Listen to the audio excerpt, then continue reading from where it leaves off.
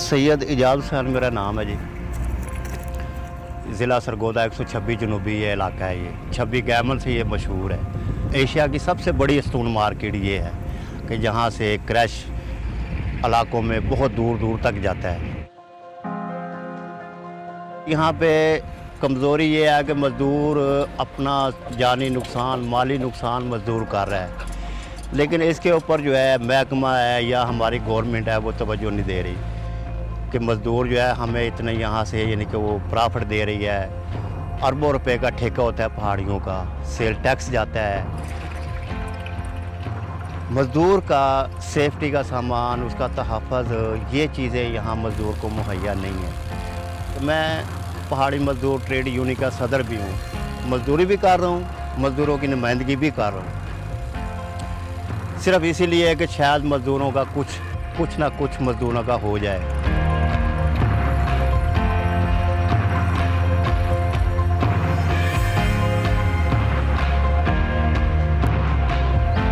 मेरा नाम मियाँ मोहम्मद रमज़ान आज़ाद है। मैं सन 2008 से जनरल सेक्रेटरी हूँ पहाड़ी मजदूर इत्तेहाद यूनियन CBA और पहाड़ी मजदूर ट्रेड यूनियन CBA का। वर्कर की तादाद इस वक्त हमारी जो है वो 10 से 15 हज़ार तक है पहाड़ी वर्कर की। इसके अलावा जो है तकरीबन 50,000 ख़ानदान जो है यहाँ पर इसी पहाड़ियों से वाबस्ता है। कोई क्रैशर का काम करता है, कोई लोडर चलाता है, कोई मिस्त्री का है। मतलब ये 50,000 ख़ानदानों को यहाँ पर, और पूरे पाकिस्तान में आपकी जनाब बिल्डिंग लेबर है, कंस्ट्रक्शन की, फिर रोड की लेबर है, बहुत सारे ख़ानदानों को ये तकरीबन आधा पंजाब यहाँ से वो रोज़ी कमा रहा है। सर चश्मा ये है पहाड़ी मजदूर। मजदूर हमारा बेरोज़गार है तरक्याती काम ना होने की वजह से। और दूसरा जो हमारा सबसे बड़ा इशू यही है कि काम तरक्याती काम हो तो हमारा मजदूर भी खुशहाल हो। अब जब तरक्याती काम ही नहीं है, फंड ही नहीं हुकूमत जारी कर रही, तो मजदूर तो भूखा मरेगा। इसके साथ सिर्फ हमारा मजदूर ही नहीं है, ये असरात पूरे हमारे मुल्क पे पड़ रहे हैं।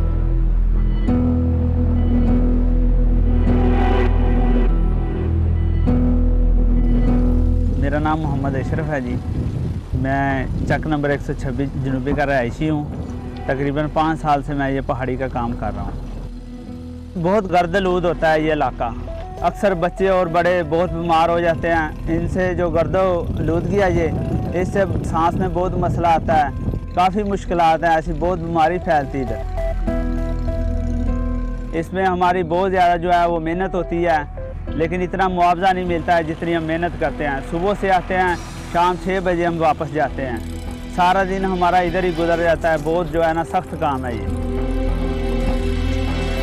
बस क्या करें, कोई मुलाजमत नहीं है, कोई नौकरी नहीं है, बस यही एक हुनर सीखा है, यही कर रहे हैं। तकरीबन अरसा 5-10 साल से इधर लगे हुए हैं। बस यही हुनर है, कोई नहीं हमारे पास। अब हुनर करें या बच्चों का पेट पालें।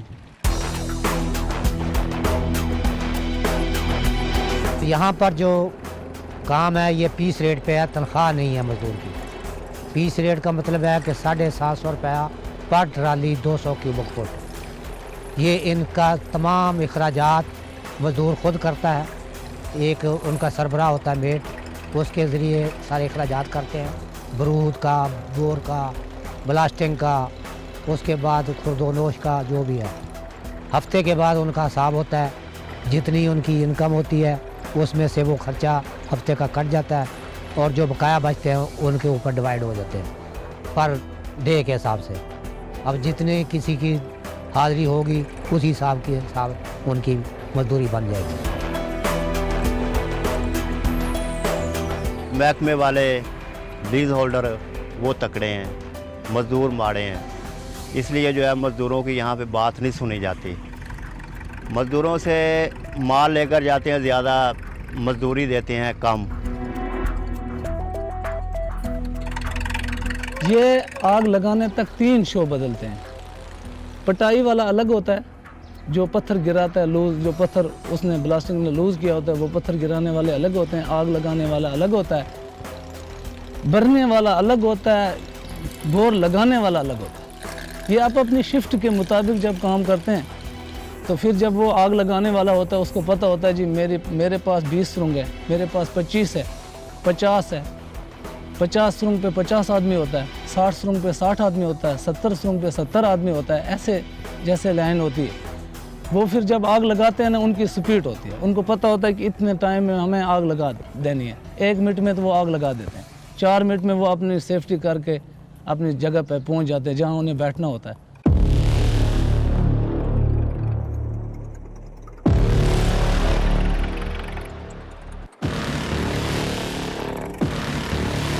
डेढ़ 2 किलोमीटर पत्थर की जो है रेंज है, इतनी दूर इसका ब्लास्टिंग का पत्थर जो है वो चला जाता है। इस वजह से, इस खतरे की वजह से फिर भागना पड़ता है। वैसे कई बार ऐसे भी होता है गलत भी आग लग जाती है, अल्लाह ना करे, तो ऐसी सूरत में फिर मौत ही वाक़या होती है।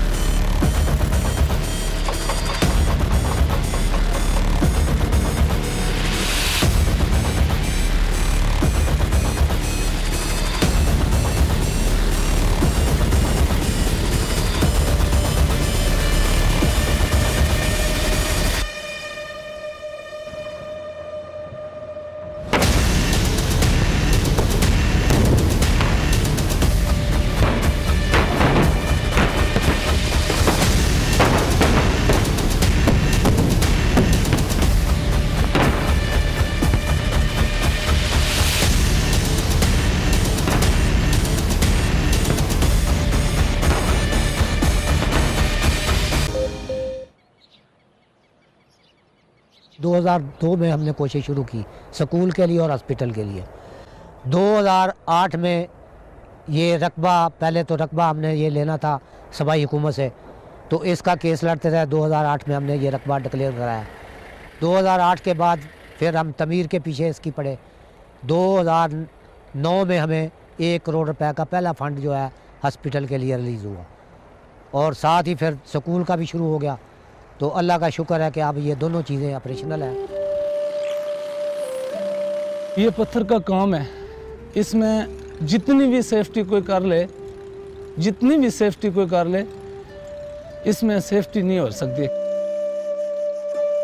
पत्थर का क्या एतबार होता है सर? अभी लूज पूरी पहाड़ी को जब हम बोर लगाते हैं, उसको चलाते हैं, उसकी पिटाई करते हैं, उसमें क्या पता चलता है कौन सा किस जगह में पत्थर रह जाता है। ऐसा पत्थर भी रह जाता है जो हवा के झोंके से भी उतर आता है।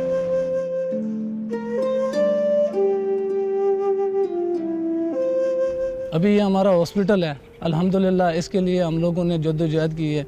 अभी मेरा मरीज़ आपके सामने, मेरी खाट से आदमी आया आपके सामने, तो आप देख रहे हैं कि अगर ये ना होता तो हमें इस वक्त अपने जेब से पैसा लाना पड़ता, पता नहीं किस जगह पे हमें पहुंचना पड़ता।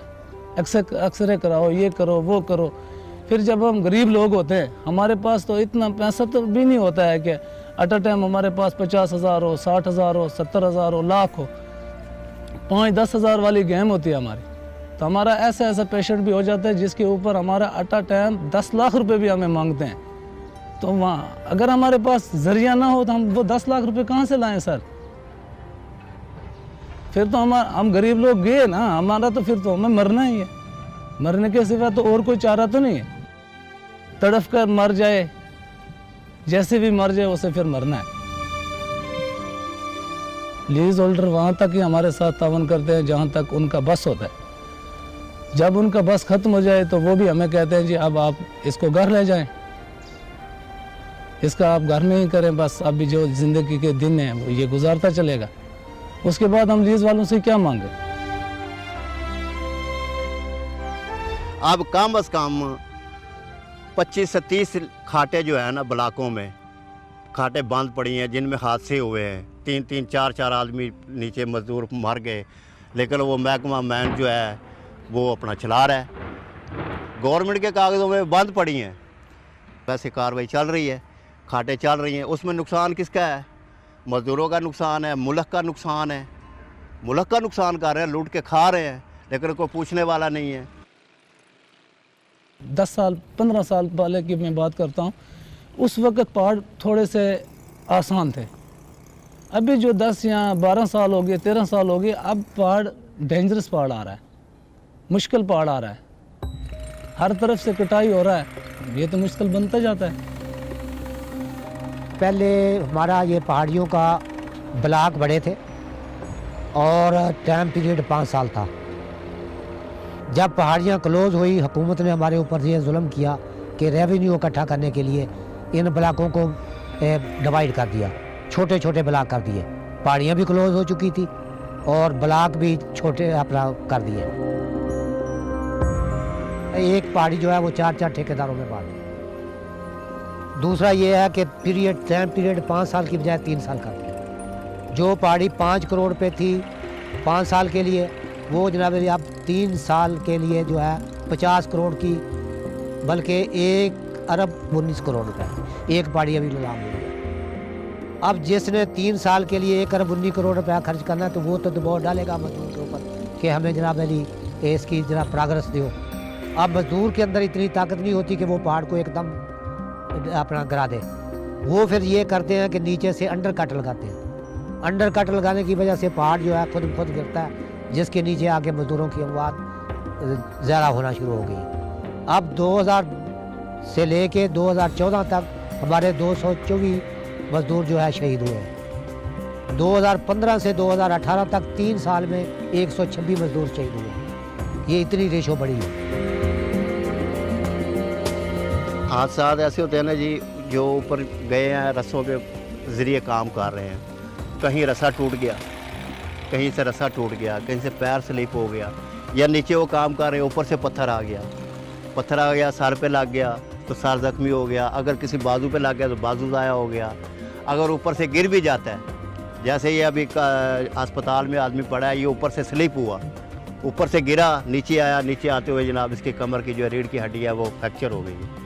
अभी अल्लाह मालिक है वो उठेगा या नहीं उठेगा, यानी कि ऊपर से काम कर रहे हैं। आपने हालात तो देखिए, यानी ख़तरनाक जगह से ख़तरनाक जगह पे जाके काम करते हैं। उनको जनाब ना बोरिंग करनी है ड्रिल के साथ, वो भी रस्सों के साथ करनी है, बेल्ट के सर पे करनी है। हेलमेट तो पहना होता है, हेलमेट तो होता है, लेकिन हेलमेट कितना पत्थर बर्दाश्त करेगा, हेलमेट को भी तोड़ देता है पत्थर। पहले तो हमारे हज़ारों की तादाद में इधर लोग होते थे, अब तो हमारे घटते आ रहे हैं, घटते ऐसे आ रहे हैं कि लोग डर गए। जो अभी नए लोग आ रहे हैं, नए बच्चे आ रहे हैं, वो भी आना शुरू हो गए थे।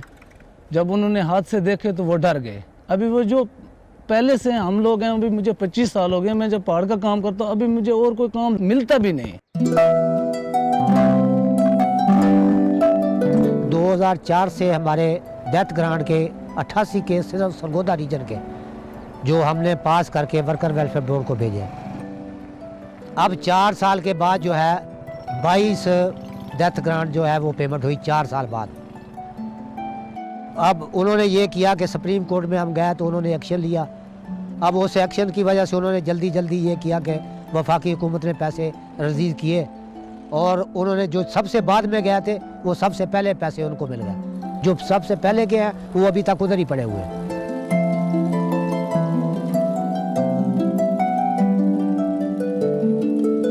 सुप्रीम कोर्ट में गए हैं, सुप्रीम कोर्ट तक हम गए हैं। अब जो ये मज़दूरों के मुआवजे मिले हैं ना बेवाओं को, ये भी सुप्रीम कोर्ट के जज साहब हैं, उनका हम शुक्रिया गुजार हैं कि उन्होंने मेहरबानी की है, उन्होंने जनाब एक्शन लिया है, तो अब मुआवजे आए हैं। नहीं तो मुआवजे भी मज़दूरों का जो पैसा है, फंड है, वो सारा वो खा रहे हैं, मज़दूरों को नहीं दे रहे। कई लोग जो है यहाँ पे जनाब अपाहज हो गए हैं, बेवा हो गए। एक आदमी जो मर गया वो तो मर गया, उसकी जान छूट गई। जो मुहताज हो गया वो तो रोज़ जीता है और रोज़ मरता है। वो बच्चों की तरफ देखता है, वो मजदूरी नहीं करने जोगा। वो कहाँ से ले आएगा मज़दूरों के लिए, किताबें कहाँ से ले आएगा, रोटी उनके लिए कहाँ से ले आएगा, ज़रूरियात कहाँ से पूरी करेगा। वो रोज़ जीता है और रोज़ मरता है। हमारे हुक्मरानों ने कुछ भी नहीं गरीब को दिया। गरीब को क्या मिला? गरीब तक पहुंचता नहीं है, गरीब को कुछ नहीं मिलता सर।